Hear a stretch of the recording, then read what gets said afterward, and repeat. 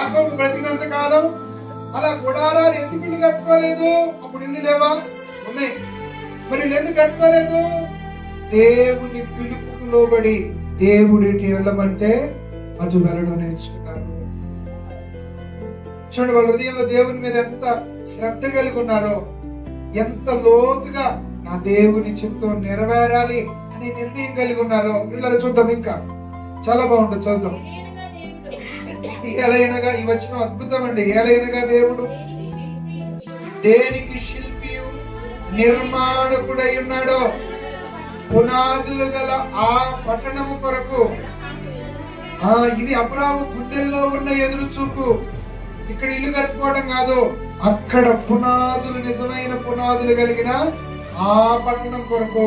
ఈ బ్రతుకంతా గుడారాల్లో అబ్రాహాము గడిపేసి ఏం జీవితం అండి వాళ్ళది.